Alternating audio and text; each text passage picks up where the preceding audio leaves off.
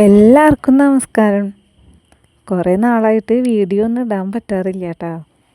വീട്ടിൽ ഹോസ്പിറ്റൽ കേസുകളൊക്കെ ആയിരുന്നു, എല്ലാവർക്കും അസുഖങ്ങളായിരുന്നു. പിന്നെ ഒന്ന് രണ്ട് റിലേറ്റീവ്സിൻ്റെ വീട്ടിൽ മരണം നടന്നിട്ടുണ്ടായിരുന്നു. അപ്പോൾ അതുകൊണ്ടൊക്കെയാണ് കേട്ടോ വീഡിയോ ഇടാൻ പറ്റാതെ പോയത്. പിന്നെ വെക്കേഷനായിട്ട് ഒരു ദിവസം എൻ്റെ വീട്ടിലും പോയി. അപ്പോൾ അതുകൊണ്ടൊക്കെയാണ് വീഡിയോ എത്രയും നാൾ നീണ്ടു പോയത് കേട്ടോ. PSCയുടെ 2026 എക്സാം കലണ്ടർ പബ്ലിഷ് ചെയ്തിട്ടുണ്ട് കേട്ടോ. അപ്പോൾ ഇനി വരുന്ന പരീക്ഷകൾക്ക് വേണ്ടിയിട്ട് നമ്മൾ അത്യാവശ്യം നന്നായിട്ട് തന്നെ പ്രിപ്പയർ ചെയ്താലേ നമുക്കൊരു മെയിൻ ലിസ്റ്റിൽ എത്തിപ്പെടാനും അതിൽ നിന്ന് ജോലിയിലേക്ക് എത്തിപ്പെടാനും പറ്റുള്ളൂ കേട്ടോ.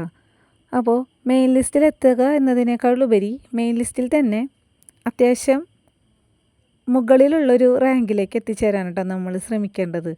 കാരണം മെയിൻ ലിസ്റ്റിൻ്റെ ലാസ്റ്റൊക്കെ എത്തിയിട്ടുണ്ടെങ്കിൽ അത് കുറച്ച് പേർക്കൊക്കെ ഇത്തിരി ബുദ്ധിമുട്ടാവും. റിസർവേഷൻ ഉള്ളവർക്ക് അത് വലിയ കുഴപ്പമുണ്ടാവില്ല, പക്ഷേ അല്ലാത്തവർക്കൊക്കെ ബുദ്ധിമുട്ടാവും കേട്ടോ. ഇതാണ് 2026 എക്സാം കലണ്ടർ. ഇത് കമ്പനി ബോർഡ് LGSൻ്റെ പ്രിലിമിനറി എക്സാമുകളും മെയിൻ എക്സാമുകളും നടക്കുന്ന ഏകദേശ മാസങ്ങളാണ് കേട്ടോ അവർ കൊടുത്തിരിക്കുന്നത്. ഇതിൽ ജൂലൈ മുതൽ സെപ്റ്റംബർ വരെ പ്രിലിമിനറിയും പിന്നെ ഒക്ടോബർ മുതൽ ഡിസംബർ വരെ അതിൻ്റെ മെയിൻ എക്സാമുകളാണ് നടത്തുമെന്ന് പറഞ്ഞിരിക്കുന്നത്.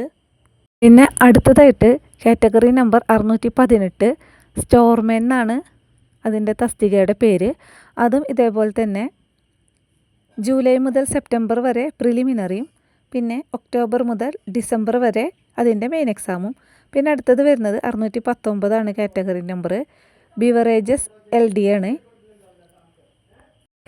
അതിനും ഈ പറഞ്ഞ പോലെ തന്നെ ജൂലൈ മുതൽ സെപ്റ്റംബർ വരെ പ്രിലിമിനറിയും പിന്നെ ഒക്ടോബർ മുതൽ ഡിസംബർ വരെ മാസങ്ങളിലായിട്ട് മെയിൻ എക്സാമുമാണ് കേട്ടോ നടത്താൻ തീരുമാനിച്ചിരിക്കുന്നത്. പിന്നെ ഇത് മൂന്നും കഴിഞ്ഞാൽ നമുക്ക് പ്രിലിമിനറി ഇല്ലാത്ത ഒരു എക്സാം കൂടി വരുന്നുണ്ട് കേട്ടോ. അത് കാറ്റഗറി നമ്പർ 571/2025 വില്ലേജ് ഫീൽഡ് അസിസ്റ്റൻറ്റിൻ്റെ എക്സാമാണ് കേട്ടോ. കണ്ടോ, ഇതാണ് വില്ലേജ് ഫീൽഡ് അസിസ്റ്റൻറ്റിൻ്റെ ടൈം ടേബിൾ തന്നിരിക്കുന്നത്. ഇതിൻ്റെ മെയിൻ എക്സാം നടക്കുന്ന തീയതിയാണിത്. സെപ്റ്റംബർ മുതൽ നവംബർ മാസങ്ങളിലായിട്ട് വില്ലേജ് ഫീൽഡ് അസിസ്റ്റൻറ്റിൻ്റെ മെയിൻ എക്സാം നടക്കും. അപ്പോൾ നമുക്കിനി എൻ്റെ സ്റ്റഡി ടിപ്സുകൾ എന്താണെന്നൊക്കെ നോക്കാം കേട്ടോ.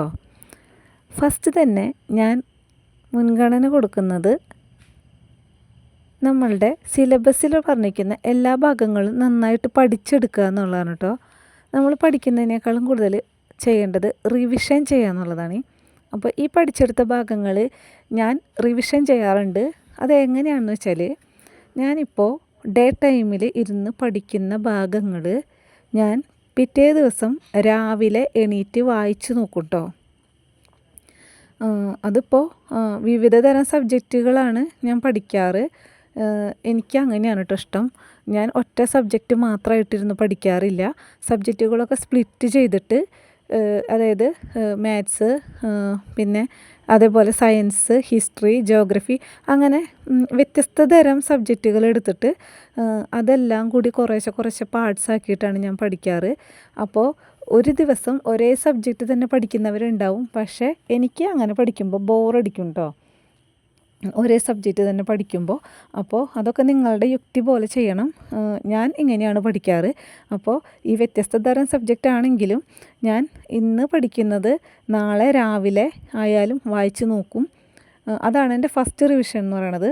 ഇനിയിപ്പോൾ ചിലപ്പോൾ രാത്രി സമയമുണ്ടെങ്കിൽ ഞാൻ രാവിലെ പഠിച്ച കാര്യങ്ങൾ രാത്രി തന്നെയായാലും ഒന്ന് വായിച്ച് നോക്കും കേട്ടോ. ഇങ്ങനെ വായിച്ച് നോക്കുമ്പോൾ നമുക്ക് കിട്ടാത്ത കാര്യങ്ങൾ അല്ലെങ്കിൽ നമ്മൾ ആദ്യമായിട്ട് കാണുന്ന കാര്യങ്ങളൊക്കെ ഞാനൊന്ന് നോട്ട് ചെയ്ത് വെക്കും. പിന്നെ ഞാൻ റിവിഷൻ ചെയ്യുന്നത് ആഴ്ചയിലൊരിക്കൽ ഞാൻ പഠിച്ച കാര്യങ്ങളൊക്കെ ഞാൻ ഇരുന്ന് റിവിഷൻ ചെയ്യാറുണ്ട്. പിന്നെ ഒരു മാസത്തിലൊരിക്കലും ആ മാസം മൊത്തം പഠിച്ച കാര്യങ്ങളൊക്കെ ഞാൻ റിവിഷൻ ചെയ്യാറുണ്ട്. അപ്പോൾ നമുക്ക് ഏതൊക്കെയാണ് നമ്മൾ ഒരു ദിവസം പഠിച്ചത്, ഏതൊക്കെയാണ് ഒരാഴ്ച പഠിച്ചത്, ഏതൊക്കെയാണ് ഒരു മാസത്തിൽ ഞാൻ പഠിച്ച് തീർത്തതെന്നൊക്കെ അറിയാൻ വേണ്ടിയിട്ട് നമുക്ക് പ്രോപ്പറായിട്ട് ഒരു ടൈം ടേബിൾ സെറ്റ് ചെയ്തിട്ട് വേണം കേട്ടോ നമ്മൾ പഠിക്കാനിരിക്കാനായിട്ട്. അപ്പോൾ ആ ടൈം ടേബിൾ ഒരു പുസ്തകത്തിലൊക്കെ എഴുതി വെച്ചാൽ നമുക്ക് ഇന്ന ഭാഗങ്ങളൊക്കെയാണ് ഞാൻ പഠിച്ച് തീർത്തതെന്ന് ഒരു ധാരണ കൈവരും. അപ്പോൾ നമുക്ക് റിവിഷൻ ചെയ്യാനായിട്ട് ആ ടൈം ടേബിൾ വെച്ചിട്ട് പറ്റും കേട്ടോ. പിന്നെ ഞാൻ ഉപയോഗിക്കുന്ന രണ്ടാമത്തെ ടിപ്പാണ്, അതായത് ഞാനൊരു വിഷയം പഠിക്കുമ്പോൾ അത് മാക്സിമം ഒരു 25 മിനിറ്റൊക്കെ ഞാൻ പഠിക്കുള്ളൂ. അത് കഴിഞ്ഞാൽ 5 മിനിറ്റ് ഞാൻ ബ്രേക്ക് എടുക്കും കേട്ടോ. ആ 5 മിനിറ്റ് നമുക്കൊന്ന് ഫ്രഷ് ആവാനുള്ളതാണ്. മുഖം കഴുകാം, വെള്ളം കുടിക്കാം, അല്ലെങ്കിൽ ജസ്റ്റ് വെറുതെ എനിക്ക് റൂമിലൊക്കെ ഒന്ന് നടക്കാം. പിന്നെ ഇപ്പം നിങ്ങളീ കാണുന്നത് എൻ്റെ വീടിൻ്റെ അടുത്തുള്ളൊരു പാടമാണ്. അപ്പോൾ ഞാനിങ്ങനെ എനിക്ക് ബോറടിക്കുന്ന സമയത്ത് ഞാൻ മിക്കവാറും ഈ പാടത്തൊക്കെ ഇങ്ങനെ ചെന്നിരിക്കാറുണ്ട് കേട്ടോ. നമുക്കേ പഠിപ്പ് മാത്രമായിട്ട് ഒരു റൂമിൻ്റെ ഉള്ളിലൊക്കെ ഇങ്ങനെ അടച്ചിരിക്കുമ്പോൾ നമുക്ക് ഭയങ്കരമായിട്ടൊരു പ്രത്യേകതരം ഒരു അവസ്ഥയാണ്. അപ്പോൾ അതിനൊക്കെ ഒരു റിലീഫ് കിട്ടാനായിട്ട് ഞാനിങ്ങനെ ഈ പാടത്തൊക്കെ വന്നിരിക്കാറുണ്ട്. അപ്പോൾ എനിക്കത് നിങ്ങളെയും കൂടി ഒന്ന് കാണിച്ചു തരണം എന്ന് തോന്നി. പിന്നെ അടുത്ത എൻ്റെ ഒരു ടിപ്പാണ്, ഞാൻ ഇതേപോലെ മാപ്പ് ഉപയോഗിച്ചിട്ടാണ് കേട്ടോ ജോഗ്രഫിയൊക്കെ പഠിക്കാറ്. പിന്നെ സയൻസിൽ ഞാൻ വളരെ വീക്കാണ്. ഫിസിക്സും കെമിസ്ട്രിയാണ് എനിക്കിത്തിരി ബുദ്ധിമുട്ടുള്ളത്. ബയോളജി പിന്നെയും കിട്ടും. അപ്പോൾ എനിക്ക് ബുദ്ധിമുട്ടുള്ള ഭാഗങ്ങളൊക്കെ ഞാൻ ഇതേപോലെ എഴുതി വയ്ക്കും കേട്ടോ. ഇതിപ്പോൾ ഫിസിക്സിലെ ഭാഗങ്ങളാണ്. അപ്പോൾ ഇത് ഇങ്ങനെ എഴുതി വയ്ക്കും. ഇത് ഇത്തിരി വലിപ്പമുണ്ട് കേട്ടോ എഴുത്ത്. ഇത് പുസ്തകത്തിൻ്റെ ചട്ടയാണ് കേട്ടോ. അപ്പോൾ അത് ഞാൻ അതിൻ്റെ വെള്ള വശത്ത് ഇങ്ങനെ എഴുതിയിട്ട് മാർക്കർ കൊണ്ടാണ് എഴുതിയിരിക്കുന്നത്. അപ്പോൾ ഇത് വേണമെങ്കിൽ നമുക്ക് ജസ്റ്റ് ഒന്ന് മായ്ച്ച് കളയാൻ പറ്റും. ഇത് കുറേ നാളായ കാരണം ഇതൊന്നും ഇങ്ങനെ ഉറച്ചിട്ടുണ്ട്.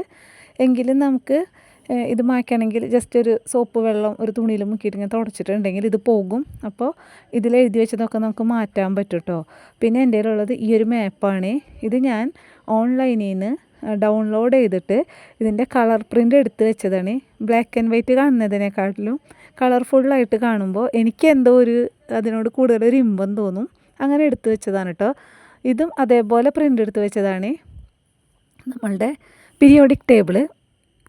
അപ്പോൾ നിങ്ങളും ഇതേപോലെ നിങ്ങൾക്ക് വിഷമമുള്ള സബ്ജക്റ്റുകൾ ഏതൊക്കെയാണെന്ന് വെച്ചിട്ടുണ്ടെങ്കിൽ ഇതേപോലെ പഠിക്കാനുള്ള ഭാഗങ്ങളൊക്കെ ഒന്ന് ചുമരിലൊക്കെ ഒട്ടിച്ച് വെച്ചാൽ നമ്മൾ പഠിക്കുമ്പോൾ മാത്രമല്ലാതെ അങ്ങോട്ടും ഇങ്ങോട്ടും നോക്കുമ്പോഴോ അല്ലെങ്കിൽ ഞാൻ ഈ പറഞ്ഞ 5 മിനിറ്റ് റെസ്റ്റ് എടുക്കുമ്പോഴൊക്കെ നമ്മളിത് കാണും. അങ്ങനെ നമ്മളതൊക്കെ അറിയാതെ തന്നെ നമ്മളതൊക്കെ പഠിക്കും കേട്ടോ.